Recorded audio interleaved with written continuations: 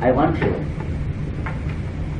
to draw the triangle on the board. The same triangle proposed by TSP today.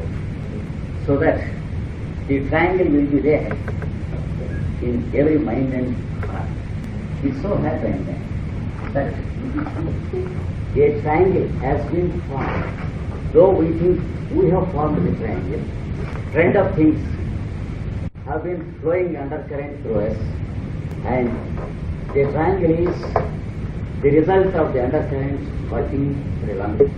The same undercurrent works through many more hearts without our own knowledge. I believe there is an automatic center form which forms the center of the triangle, so that it produces three more triangles.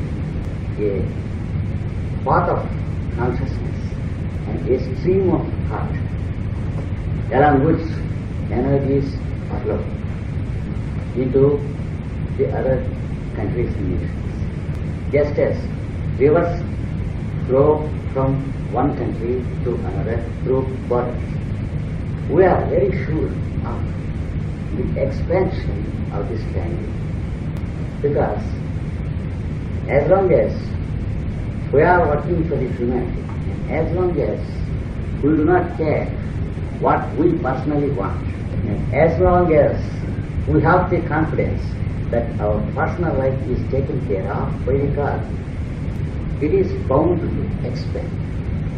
Because expansion is the essential characteristic of the biological being, and expansion of consciousness is the characteristic of the humanity. With these few remarks, and with full confidence, I now enter into the subject of healing. And also I make a remark that the formation of triangle is a river of no return. A river of no return. We know a beginning of this, and we don't know the ending of anything. Because as long as we are working for the humanity, a beginning produces no ending, but a beginning causes another beginning. That is what I know during these 15 years of my work. For example, I began to administer homeopathic medicines to my own family at first. Not that I wanted to do, but I was forced or driven to do it, because one of my sons was suffering from epilepsy, la grande mort, and the doctors of the existing system of medicine assured me that it could not be cured, and also advised me to sedate the boy with tranquilizers, which I flatly refused to do. I wanted to allow this boy to meet the consequences of the disease than the consequences of the tranquilizers. And in the meanwhile, I met a homeopath, just as I met Radolf, and I met our energy center. I met the center of IPS without my own knowledge. I met the nucleus of the ESP without my own intention. And every time it is a salient proof that nature is wiser than ourselves, and that the background plan is always better than what we plan. In the same way, I met a homeopath. She had the time to teach me the fundamentals of homeopathy, and I began to treat my boy. And at the end of 2 years of treatment, I could cure him permanently of his disease. And I began to administer medicines to my own family members, according to my little knowledge of homeopathy. And in course of time, I allowed my son to study homeopathy and have a degree in homeopathy. It so happened that he is now today a homeopathic doctor, managing as many as 126 very big clinics. Each clinic serving medicine for at least 800 or 900 patients a week. on a non-remunerative basis. I never expected that it would be so. People came to me and asked for medicine. Then only I began to administer medicine to people who do not belong to my own family. First there were tens and then there were hundreds. And now there are thousands who smile after getting cured. And there's no greater pleasure than that. So, I believe that the undercurrent works. As long as we have the ideal of humanity before our eyes, it's not our intelligence that works, it's not our knowledge that works, but it is the undercurrent that works. We do not lead things, but it leads us. This is what I understood about the triangle that is being formed automatically. Now, the subject prescribed for me this evening is illness, physical and mental, during the transition period. Then you follow my speech and others follow my translation. Let us seek for solution then for problem.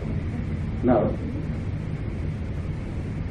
about illness, let us try to understand the 2 or 3 different viewpoints that are there in the world. One point of view is what we call the clinical point of view. Whenever we have some disease, we go and approach a medical practitioner who may be a doctor or may not be a doctor. Because a doctor is different from a practitioner. Through academic course and degree, one can become a practitioner. But one can not always become a doctor in its true sense. As a result, all practitioners are not doctors. My father used to say, doctors are born, practitioners are made. And the doctor makes an examination of our constitution. He examines the various parts of the body. He examines the urine, the blood, and the various tissues, tries to make a chart of the distortions in the chemistry of the body. And according to the distortions, he decides the name of the disease. And then he tries to locate the cause according to the change in the biochemistry or according to the location of a microbe or a virus. This is one way of understanding the disease and treating it. The tissues and the chemicals that exist in the tissues are understood. The doctor knows what chemicals the blood contains when it is normal and what is the biochemistry of the bone and the muscle when it is healthy. And when there is a distortion in the biochemistry, it is named after a disease. When some valuable tissues escape through urine, then it is named as Bright's disease. And when sugar escapes through urine, it's called diabetes mellitus. Like this, we have the names of diseases according to disturbance in chemistry of the body. Here, what the doctor examines is the various tissues of the body, or the secretions from the body, and the excretes from the body, all being physical. They all belong to the physical body. The diagnosis is based on the disturbance of the physical tissues and the physical body. This is one way of understanding the disease. Wrong to this table, the carpenter may come and do what is needed. And we can say that the table has become healthy and normal. And if there is something wrong with the electric light here, the electrician comes and sets it right. And we can say that part of the building is cured. But suppose it repeats. Again the electrician comes and cures. Again this repeats. And the carpenter comes and cures. Again the window is broken. The carpenter comes and makes a new window. And the disorders become more and more frequent. The cures are conducted more and more frequently. Among medical people, whom we can call the carpenters and the electricians of the human constitution. They come and make their own cure to the part of the constitution. And it so happens that they are to be invited more and more frequently. This is one way of understanding illness and cure. There is another dimension which we are not conscious of when we consider this dimension. This speaks something about the people who live in the building and who use the building. So the disease lies in the persons who have no discipline, who use the building. This is a second and a better way of understanding the cause. So if loafers and vagabonds are allowed to use this room, the disease becomes more and more frequent. The table is broken more frequently. The chair will be found more frequently with 3 legs, and the light is found broken more frequently, and stones are found thrown upon the windows. You will hear shouts and howlings and bawling cries. This never speaks of the wood, the quality of the wood of the table, or the quality of the metal of the chair, or the quality of the bulb that is used. It speaks about the quality of the in-dwellers of the house. So, causes are understood in 2 different ways. If you ask me why the window is broken, I may answer, a stone is thrown, therefore it is broken. This is one way of understanding the cause. But there is a prima causa, which is the real cause. And if I answer that the person who sits here is an irresponsible loafer who is allowed to sit here and throw the stone, then it also speaks of the cause of the broken window. In the first answer, the cause is what is called immediate cause. True cause is the person who is in the habit of throwing stones from the window. See, there are 2 types of causes. One the real cause and the other immediate cause. Here, what the clinical fellow has done is, he has understood the immediate causes. He tried to replace what is deficient in the tissues. He found that calcium is deficient in the bones, supplemented calcium to medicine, and I became healthy within few weeks. But the moment I stopped taking calcium, within the next few weeks, my condition grew worse. Do you know why? When a watch is stolen in this room, what is the remedy? One can say to replace a watch. So it is purely foolish, unadulterated, because when the watch is replaced, tomorrow you will find that the watch and the table are stolen. Because the fellow knows that things are restored daily and we can steal daily.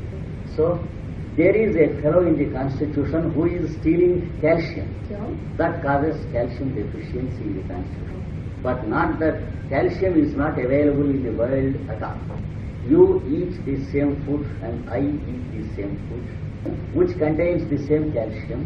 Your constitution assimilates calcium and you are healthy. My constitution refuses to accept the calcium and I grow deficient of calcium. Then what is the use of trying to understand the deficiency and replacing calcium to medicine? So after about 100 or 200 or 300 years of this way of understanding disease and cure, the human logic and understanding demanded a better understanding of what is disease and what is cure. And then there is a second type of understanding, trying to locate the living agent of disease in the constitution, not the dead tissues. Trying to locate the loafer and the vagabond who is going around producing disorder. Since we locate the living fellow whom we call disease, in this second method it is called the vital cause. In the first case, the cause is physical and physiological. In the second case, the cause is vital. That is a living cause. This necessitates us to understand that there are two bodies in us. One, the body of matter. Two, the body of forces. When the forces are properly functioning, the matter is properly distributed, and the chemicals in the food and drink are properly distributed among the tissues. Just it is enough if we maintain good habits of food and drink and sleep and sex.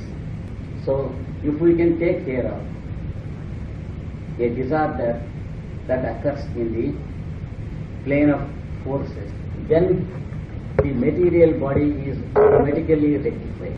When this is not rectified, what is the use of trying to rectify the physical and the physiological vehicles?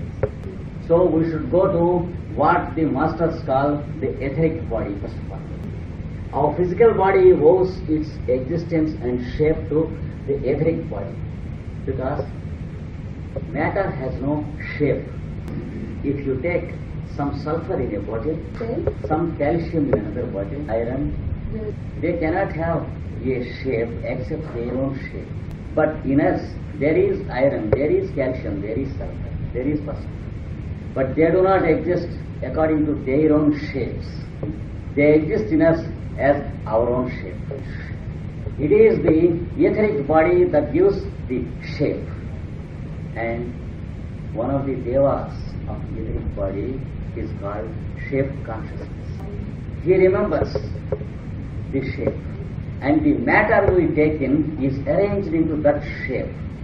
Do you know that every second millions and millions of atoms are escaping from our body and new atoms are entering into our body? Do you know that the matter of this hand is not static, though the shape of the hand is stable? The fact is, the hand exists only as a shape. Atoms enter into it and come out of it every second. And what is it that protects the shape? It is the etheric body which gives the shape. So when there is a disturbance in the etheric body, automatically the shape is broken, and that is what we call death.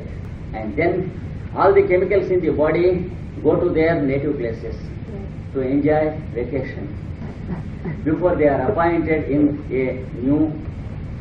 Now we wanted a system of understanding disease according to these terms, and there was the first attempt which was the best attempt, and that is the explanation of Dr. Samuel Hahnemann in the name of homeopathy. He has discovered the real cause of disease as having its commencement in the body of forces, showing its results or ultimates in the body of matter. Now there is a revolution in thought. What we call diseases till now are only the ultimates or the results of disease that is there. Gradually we understand that it is foolish to treat disease what the homeopathic dimension uses about the cause of the disease and the method of cure. A second way of understanding. I don't want to go into the details of homeopathy because the subject of the evening is not homeopathy. It is only to understand what disease is and how diseases occur. So I will go to the next and a third way of understanding the disease according to a third point of view. The etheric body is having three centers of activity, three main centers, and each center works as a whirlpool of forces. The one whirlpool is called the pool of pulsation. Those who have studied the books of the Tibetan must they know what pulsation is and what the law of pulsation is. Let us take it for granted that it is called pulsation. One of the ancient most propositions of the ancient scientists was that space pulsates. That is, space expands and contracts in alternations. And when it expands, it becomes active space. When it throws out millions and millions of galaxies of solar system. And when it contracts, it once again withdraws that particular cluster of solar systems into what we call nothingness. Of course, it is not nothingness, but to our mind it is nothingness. So, in the language of Pythagoras, all the words come from seeming nothingness into apparent somethingness. And again, they are withdrawn from the state of the apparent somethingness, which we call objectivity, into the seeming nothingness, which we call certainty. This is how the ancient scientists viewed and understood the properties of space. Since we are standing in space, and since we cannot escape space, and as the Vedic text says, we are indebted to space, that much of volume of space, which is filled by our body. So we have borrowed that much of space, and we go that much of space to return to original space. That is what one mantra of the Vedic text says. And also it advises us never to refuse space when someone wants to take protection under it. See, you are not expected to say, there is no space in my house, because you are living in. This is what that particular mantra advises. And the same quality called pulsation is working in us and through us. It is causing the expansion and contraction of the tissues of our body. And the respiration is the result of the pulsation. The heartbeat is the result of this pulsation. And the circulation of blood is the result of this pulsation. And the elimination is also the result of this pulsation. So, we have one center of etheric body working as the whirlpool of pulsation. There is another center which is working as the whirlpool of materialization. We can call it the process of building the tissues. And there is this third force, the whirlpool of combustion. That is destruction. Tissues are built and tissues are destroyed. And in between there is what we call the emitting of the calories of heat. That causes the equilibrium between building and destruction. So, it is a continuous process, and the continuity is what we call the span of our life. Every moment, tissues are produced and destroyed. Every moment, atoms enter into our body and come out of our body. But the continuous process maintains what is called our body, our constitution. Triangle of forces in our etheric body. This is the understanding of the constitution according to the third point of view.